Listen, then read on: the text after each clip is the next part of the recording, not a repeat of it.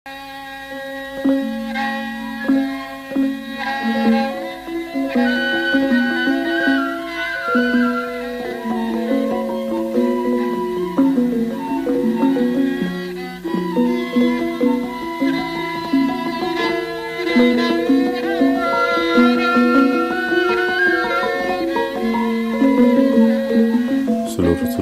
para pemirsa YouTube Surya KKS yang budiman di seluruh Nusantara, bahkan dimanapun Anda berada, sampai jumpa lagi. Salam sejahtera, salam kebajikan, salam karaharjan, Om Swastiastu, Namo Buddhaya. Semoga kita semua dalam keadaan sehat bergas waras, ayom-ayom tentrem, lancar rezekinya, tansah pinaringan sih wiloso saking ngersaning Gusti Kang Maha Agung. Untuk pembahasan video kali ini kita akan bicara tentang bulan Suro, karena memang kita sebentar lagi akan memasuki bulan Suro dalam kalender Jawa. Bulan Suro kali ini adalah bulan Suro Binuko yang jatuh pada 1 Suro hari Kamis Pon tahun 1954 tahun Jimakir. Kamis Pon mempunyai jumlah neptu 15 ya dalam hitungan Saptawara atau jumlah hari berdasarkan sistem penanggalan Masehi, dan Poncoworo atau jumlah hari dalam penanggalan Jawa. Maka hitungannya Kamis Pon ini hitungannya jatuh pati. Sedangkan tahun 1954 dalam hitungan siklus Windu atau setiap 8 tahunan jatuhnya pada tahun Jimakir. Jimakir ini artinya adalah wasono atau suwung kosong. Maka bulan Suro kali ini bertepatan juga dengan kalender Hijriah, yaitu 1 Muharram 1442 Hijriah. Biasanya sistem penanggalan Jawa terdapat selisih 1 atau 2 hari dengan sistem penanggalan Hijriah.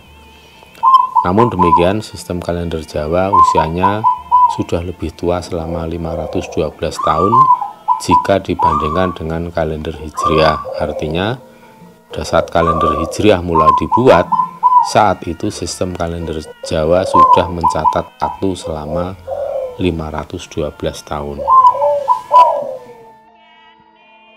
Suro Binuko seperti siklus bulan Suro sebelumnya kita kenal antara lain dengan istilah Suro Duroko, Suro Moncer, Suro Wiradat.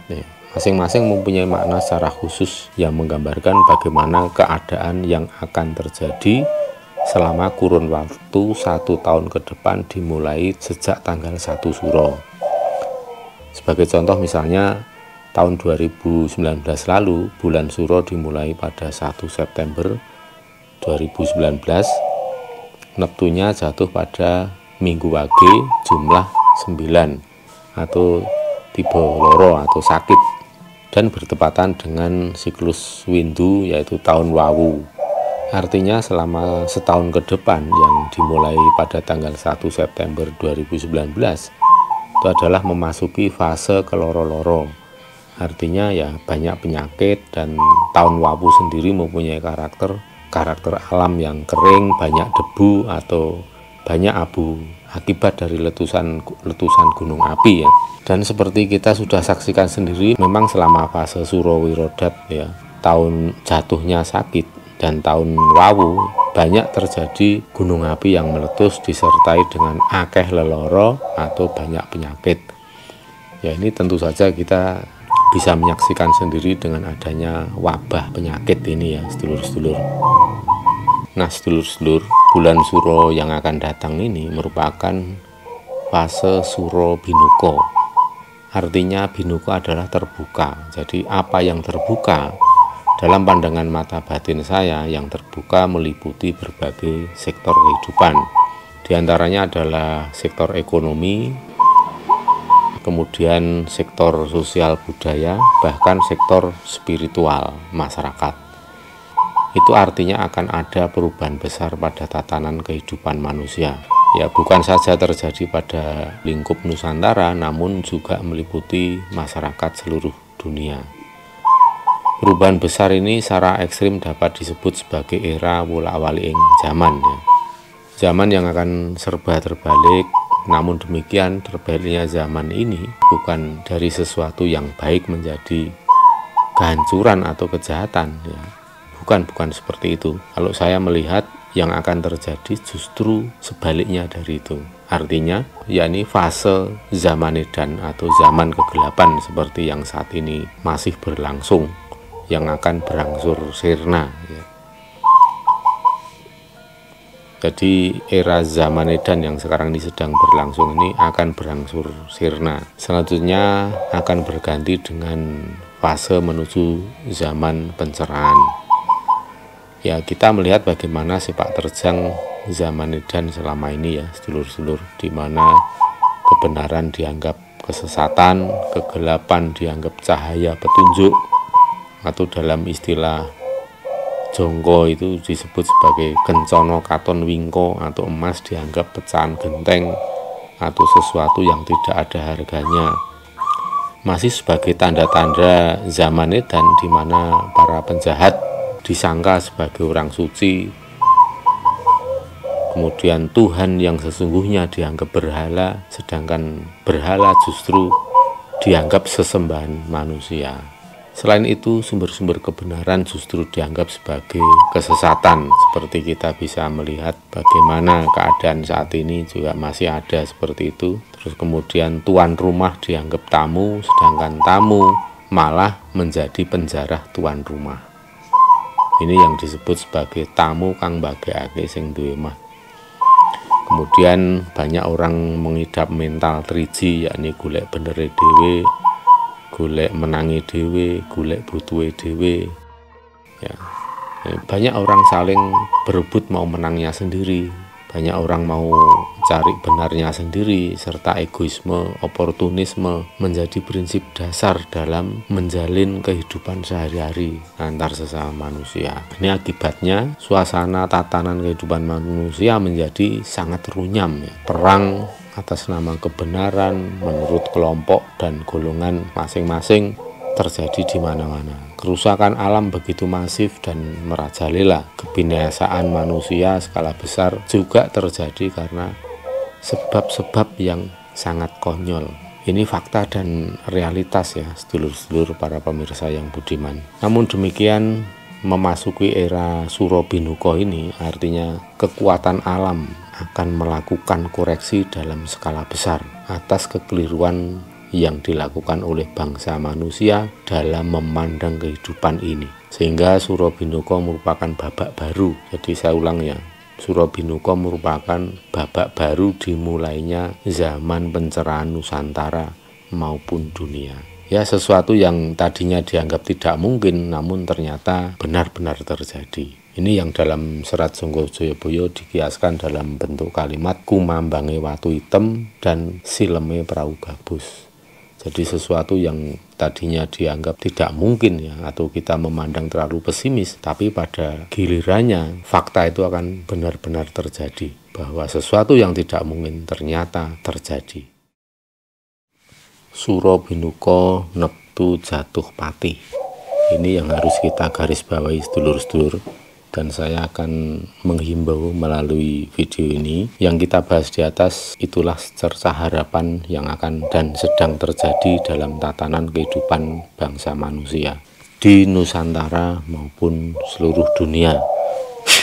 Namun demikian, saya himbau kepada seluruh pemirsa yang budiman yang kebetulan menonton video ini atau membaca konten ini, justru kita jangan sampai lengah sedulur-sedulur. Karena untuk mencapai fase itu ada perjuangan yang berat yang bisa diumpamakan antara hidup atau mati, antara mati atau mukti, pilihan mati atau mukti. Jadi perjuangan antara hidup dan mati, antara mati atau mukti. Termasuk pada saat ini warga dunia termasuk Indonesia sedang melewati masa pandemi atau pagebluk ya. Meskipun pagebluk kali ini tidak seganas pagebluk yang pernah terjadi melanda dunia, misalnya wabah Black Death dan flu Spanyol yang terjadi di sekitar awal abad 19. Kedua wabah itu telah membunuh antara 50 juta hingga 500 juta umat manusia penduduk planet bumi ini. Atau pagebluk penyakit pes yang pernah terjadi di awal abad 19 ya, pernah melanda Nusantara juga. Bahkan saking ganasnya pagebluk hingga dikiaskan esuk loro sore mati atau sore loro esuk mati. Namun pagebluk kali ini meskipun tidak seganas pagebluk zaman dahulu, ada hal yang tak kalah mematikan, yakni matinya sektor ekonomi dunia, sedulur-sedulur. Sehingga dunia saat ini terancam mengalami resesi ekonomi global. Selain pagebluk, kita harus mewaspadai faktor gejolak alam yang sangat potensial yang mungkin akan terjadi, mulai dari letusan gunung api, gempa bumi, banjir, angin, dan lain-lainnya. Selain resiko secara langsung, berbagai fenomena di atas juga dapat menimbulkan efek sekunder berupa penyakit, kemiskinan, dan kelaparan yang ujung-ujungnya juga berupa kematian secara perlahan-lahan. Nah, di sini saya akan menyampaikan bahwa meskipun secercah harapan baik itu sudah mulai muncul, namun perjuangan belumlah selesai. Justru kewaspadaan harus kita tingkatkan agar kita semua mampu melewati segala risiko terburuk berupa penderitaan dan kematian seperti yang tersirat dalam karakter Suro Binuka yang tiba pati itu sendiri, para pemirsa yang budiman. Kemudian sekarang pertanyaannya, bagaimana cara menghindari risiko dari Suro Binuka yang tiba pati ini? Nah, ini sedulur-sedulur, untuk meminimalisir segala risiko dan sebaliknya dapat meraih kesuksesan dan kemuliaan hidup, hendaklah kita selalu eling dan waspada. Jangan mengumbar nafsu angkara murka baik dalam bentuk tindakan maupun ucapan yang dilakukan baik melalui dunia nyata maupun melalui dunia maya. Tiba pati atau jatuhnya pati ini bisa diartikan pula sebagai bentuk hidup yang kepati-pati, artinya hidup dalam penderitaan yang berat hingga tertimpa kematian. Itu bukanlah harga mati, tapi ya sedulur-sedulur, Suro Binuka yang tiba pati ini bukanlah harga mati. Artinya, saya ulangi lagi, hidup terlunta hingga kebinasan itu bukanlah harga mati, sedulur-sedulur. Jadi jangan berkecil hati, tetap semangat. Bukanlah harga mati, melainkan sesuatu yang bisa kita hindari dengan cara menanamkan sikap eling dan waspada setiap waktu, setiap saat. Caranya kita perbanyak melakukan dharma, kemudian tebarkan rasa welas asih kepada seluruh makhluk hidup, dan satu lagi yang penting sekali adalah kita rapatkan diri kepada para leluhur. Karena leluhur merupakan entitas gaib yang mempunyai peran, yang mempunyai kemampuan, di mana kita sebagai manusia yang masih hidup dengan raga ini tidak bisa melakukannya, tetapi leluhur bisa melakukannya. Itulah namanya kita melengkapi, ibaratnya kita mau melewati keadaan perang, kita harus melengkapi senjata maupun perisai diri, sehingga kita bisa melewati fase-fase yang berbahaya itu dengan selamat dan berakhir dengan kemenangan. Kemudian yang tidak kalah penting itu adalah mari kita buka pikiran dan wawasan seluas-luasnya. Bukalah mata, bukalah hati, jelajahilah ilmu pengetahuan seluas jagat raya ini. Midro sak jembaring langit, agar mengetahui apa sejatinya hidup ini. Karena semakin kita mengetahui apa sejatinya hidup ini, kita akan menjadi orang yang semakin bijaksana.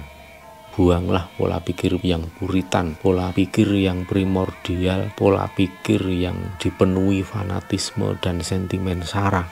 Karena apa, sedulur-sedulur? Pola pikir demikian ini hanya akan menjadi penjara yang mengurung kesadaran spiritual kita. Jika Anda terus memeliharanya, maka Anda akan menjalani hidup ini seperti hidup di dalam gua. Anda menyangka semua yang ada di dalam gua itu adalah sejatinya hidup. Pada saat Anda berhasil keluar dari gua, betapa kagetnya menerima kenyataan bahwa sesungguhnya hidup ini jauh lebih indah dari yang Anda sangka dan duga sebelumnya. Dan saat itu pula Anda akan menyadari bahwa ternyata Tuhan lebih maha besar, lebih maha pengasih, lebih maha penyayang dari yang Anda bayangkan, Anda sangka sebelumnya. Setelah kita melakukan sikap eling waspada untuk meminimalisir risiko, kita melihat tahun 1954 tahun Jawa ini yang jatuh pada siklus Windu Jimakir atau Wasono, itu artinya kosong. Maka dalam pandangan spiritual saya, untuk memaknai bulan Suro yang jatuh pada siklus Windu Jimakir ini, saya melihat dari makna Jimakir itu sendiri yang artinya wasana atau kosong. Apa artinya kosong dan apanya yang kosong? Nah, dalam pandangan spiritual saya, kosong ini saya artikan sebagai makna kekosongan atau suwung atau tidak ada apa-apa. Namun dalam spiritual Jawa, justru sakjroning suwung itu, di dalam kekosongan itu, kita dapat menemukan yang namanya kesejatian hidup. Hal ini sebagaimana dalam konteks meditasi atau olah semedi cara Jawa yang berdasarkan prinsip duwe rasa ora duwe rasa duwe, atau punya rasa tidak punya rasa punya. Nah, ini agak sulit untuk dipahami atau agak sulit dibayangkan. Maka coba panjenengan resapi dulu, panjenengan tidak hanya menggunakan pikiran tetapi juga menggunakan pemahaman hati, nanti akan ketemu ya. Duwe rasa ora duwe rasa duwe. Nah, dari situlah kita akan menjadi pribadi yang ngenulke karep, pribadi yang meriset segala rasaning karep atau keinginan panca indera ini dalam titik nol.